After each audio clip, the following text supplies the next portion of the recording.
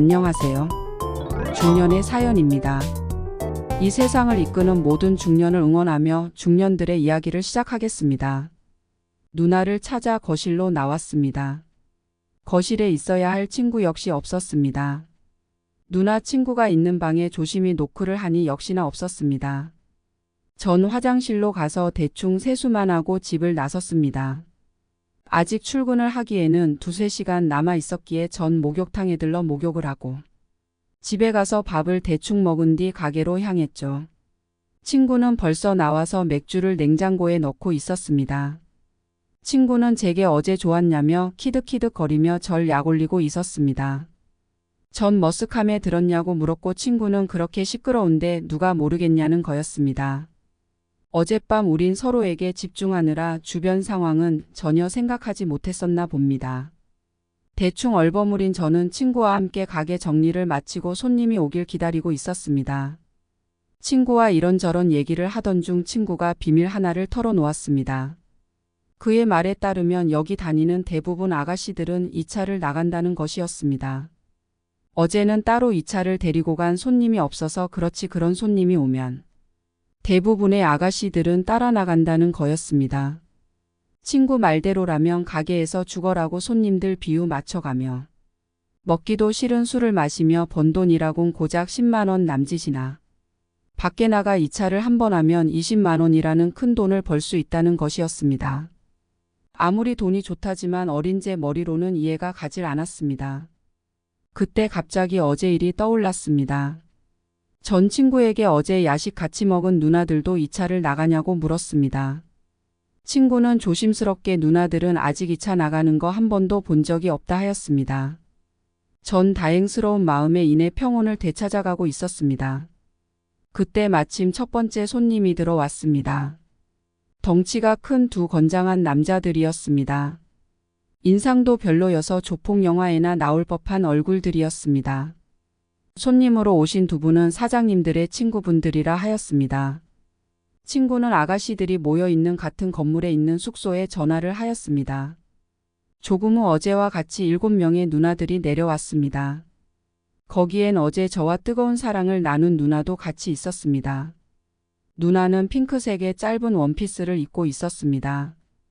키가 조금 작았지만 볼륨감 있는 몸매에 피부가 엄청 새하얘서 마치 내 눈에는 한 마리 아름다운 플라밍고 같아 보였습니다. 누난 제게 윙크를 날리며 부드러운 미소를 보내줬습니다.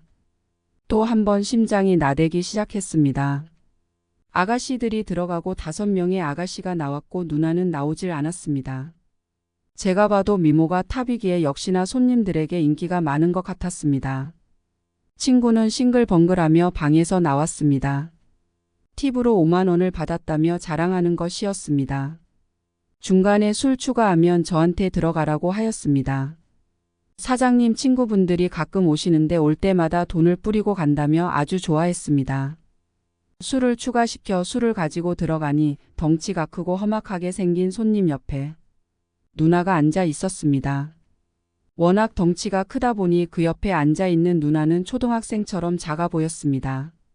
누나는 익숙하게 멘트를 날려 제게 팁을 받게 해주었죠. 손님 둘이 따로따로 5만원씩 10만원의 팁을 받았습니다. 감사하다는 인사를 하고 고개를 들어 나오려는 순간 전 보지 말아야 할 광경을 보고 말았습니다. 덩치 큰 손님의 두꺼비 등짝 같은 손이 누나의 가슴을 농락하고 있었던 것입니다.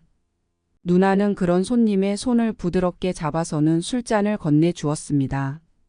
그의 손이 누나에게서 떨어지고 나서야 전 밖으로 나올 수 있었습니다. 피가 거꾸로 솟고 온몸에 힘이 솟구쳤습니다. 누구라도 마주치면 바로 주먹이 날아갈 듯 전 분노에 휩싸여 카운터 쪽으로 왔죠. 전 손에 쥐고 있던 10만원을 카운터 쪽으로 집어 던져버렸죠. 제가 친구에게 룸에서 있었던 일을 얘기하자 친구는 태연하게 웃으며 무슨 그런 일로 화를 내냐며 웃는 것이었습니다. 여기 일하다 보면 그보다 더한 장면도 많이 보게 될 거라며 그 정도는 아무것도 아니라는 것이었습니다. 그러면서 자기도 예전에 여기 일하던 누나와 잠깐 만났는데 그런 거 서로 이해 안 하면 같이 할 수 없다는 것이었습니다. 친구 얘기를 듣고 보니 맞는 말인 것 같기도 했습니다. 저마다 사연이 있어서 여기에 와 일하고 있는데 힘들 줄 알면서 하는 일에 제가 끼어든다는 것도 우스운 꼴이 맞는 것 같았습니다. 전 다시 마음을 추스리고 카운터에 앉아 친구와 이런저런 얘기를 나누었습니다. 그날 저녁은 아주 조용했습니다. 더 이상의 손님도 오지 않았고 오신 손님들마저도 노래는 안 부르고 계속해서 술만 마시며 이야기만 하는 것이었습니다. 그때 사장님이 오셨습니다. 사장님은 30대 중반의 나이인데도 중후한 멋을 풍기는 50대의 신사처럼 여유 가득하고 젠틀한 분이었습니다. 나도 나이를 먹으면 저렇게 먹고 싶다 할 정도로 폼나시는 분이었습니다. 사장님은 발렌타인 30년산 양주 한 병을 들고서는 그 방으로 향하셨습니다. 그렇게 사장님이 오시고 한참의 시간이 지나서야 술자리가 마무리되고 있었습니다. 약간의 고성과 함께 루만이 시끄러워지고 조금 후에 사장님께서 누나를 밖으로 데리고 나왔습니다. 사장님은 누나에게 아주 정중하게 2차 이사를 물었습니다. 누나는 무섭다며 싫다고 죄송하다고 하였습니다. 그러자 사장님께선 친구를 불러서는 빨리 얘 집에 데려다 주라 하셨습니다. 그리고는 다시 손님이 있는 룸으로 들어가셨습니다. 전 친구보다 빠르게 누나 앞으로 다가갔습니다. 누나의 눈엔 이슬 방울들이 송글송글 맺혀 있었습니다. 얼굴은 얼마나 울었는지 눈물을 타고 화장이 다 지워져 버렸습니다. 전 그런 누나를 제 허리춤에 안아버리곤 가게 밖으로 나와버렸습니다. 조금 후 누나의 옷가지와 가방을 들고 친구가 나왔습니다. 친구는 내가 정리하고 갈 테니 누나 데리고 먼저 들어가라는 것이었습니다. 누나의 집은 가게에서 그리 멀지 않았습니다. 전 누나의 눈물을 닦아주고 외투를 입혀서는 업어버렸습니다. 누난 괜찮다며 내려달라 하였지만 그런 그녀를 업고 전 누나의 집으로 향했습니다. 누나의 가슴과 배가 내 등에 밀착되니 너무나 따뜻했습니다. 누나의 미세한 떨림까지 고스란히 전달되고 있었습니다. 얼마나 무서웠을까 하는 생각에 전 너무 부끄러웠습니다. 아직도 등 뒤에서 흐느끼는 걸 보면 엄청 놀랐던 것 같습니다. 집에 들어와 누나를 누나 침대에 눕혀주었습니다. 그리곤 이불을 덮어주고 안심해도 된다며 푹 쉬라고 하고는 집을 나서려 했습니다.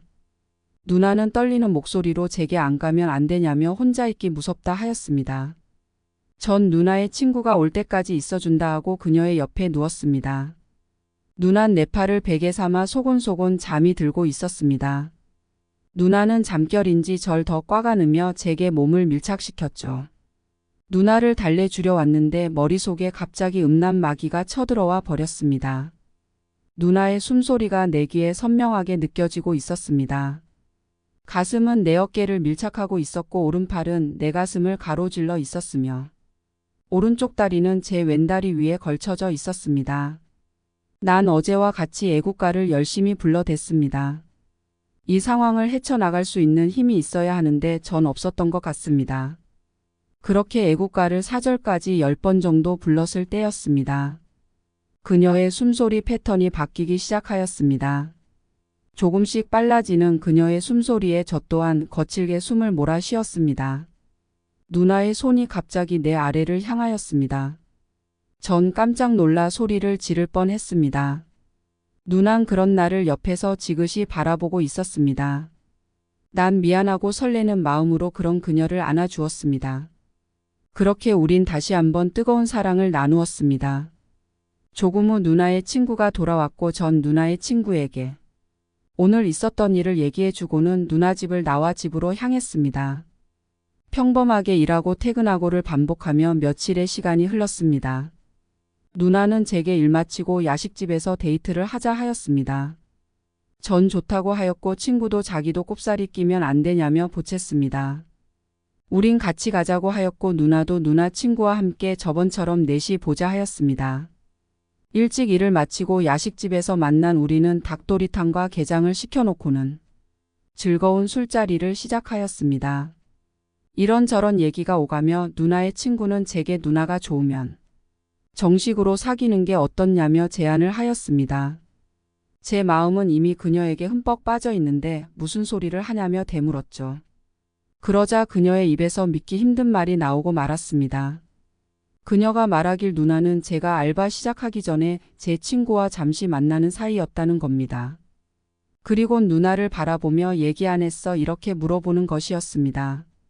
전 배신감에 몸이 부들부들 떨리고 있었습니다. 하늘이 무너지고 땅이 솟아오르기 시작했습니다. 누나는 머리를 푹 숙인 채 아무 말 없었습니다. 전 친구에게 변명이라도 해보라는 레이저 눈빛을 발사했습니다. 친구는 기어가는 목소리로 제게 둘이 처음 만난 날 그렇게 될 줄 몰랐다며 먼저 얘기 못한 거는 너무 미안하다는 것이었습니다. 얘기하려 했는데 타이밍을 놓쳤다는 겁니다. 전 밖으로 나와 연신 담배를 피워댔습니다. 평소 거의 피지 않던 담배를 아주 깊숙이 들어 마시며 내뱉기를 반복했습니다. 그러자 친구가 옆으로 다가와 말을 빨리 못해 정말 미안하다는 것이었습니다. 전 숨고르기를 하고 다시 자리로 돌아와서는 누나와 둘이 있고 싶다고 둘에게 자리를 비켜달라 부탁하였습니다. 두 사람이 빠진 술자리에는 누나와 나 둘이 남게 되었습니다. 씩씩거리는 나를 보며 누나는 사슴 같은 눈망울을 들이대고 있었습니다. 앵두 같은 입술은 제게 용서를 구하고 있었습니다. 그런 그녀를 보며 내 마음도 사르르 녹아내리기 시작했습니다. 그렇게 누나와 화해를 하고 누나의 집으로 갔습니다. 누나의 친구는 일부러 자리를 피해준 건지 집에 없었습니다. 우린 다시 한번 서로의 사랑을 확인하고는 밤새도록 뜨거운 사랑을 나누었습니다. 그 일이 있은 후 친구와는 더 거리낌 없이 대화할 수 있었고 친구도 그녀를 많이 좋아했는데 다른 여자랑 바람피다 걸려서 헤어졌다는 사실도 알게 되었습니다. 그래도 그녀는 한가게에서 일하니 쿨하게 있고 편하게 지냈자며 친구에게 먼저 제안했다는 겁니다. 역시 멋진 누나였습니다. 그렇게 두세 달의 만남을 이어가던 우리는 내가 대학교에 입학하고 대학교 생활에 적응해 나가자 생활 패턴이 맞지 않아 자주 만나지 못하게 되었고 그렇게 몸도 마음도 멀어지게 되었습니다. 어느 날 누나에게 음성 메시지가 왔습니다. 대학 다니면서 평범하고 예쁜 사랑 하라고요. 자기 같은 여자는 빨리 있는 게 좋다며 그동안 즐거웠다는 것이었습니다. 전 화가 나 그녀에게 달려가고 싶었지만 그러지 못했습니다. 얼마 후 친구에게 연락이 왔는데 이번엔 친구놈이 제게 묻더군요. 누나와 확실하게 정리된 게 맞냐고요. 전 맞다며 확답을 해주며 왜 그걸 묻느냐며 친구에게 되물었죠. 친구는 제게 누나는 너 학교 생활 적응하려면 힘들다고 연락하고 싶어도 꾹꾹 참았다고요. 그걸 옆에서 지켜보던 친구가 그녀의 따뜻한 마음에 반하여 다시 한번 잘해보기로 했다는 겁니다. 전 친구에게 누나를 잘 부탁한다며 전화를 끊었습니다. 그렇게 친구도 그녀와 한동안 만나다가 가게를 그만두고 헤어졌다는 소식을 들었습니다. 제가 나쁜 놈인 건 인정합니다.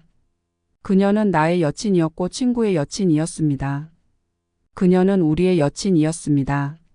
20살 설레이는 사랑과 가슴 뜨거운 사랑을 가르쳐준 그녀에게 너무 감사합니다. 우리나라 중년 여러분 파이팅입니다. 지금까지 중년의 사연이었습니다. 구독과 좋아요 알림 설정 꼭 부탁드립니다. 영상을 만드는데 아주 큰 힘이 됩니다.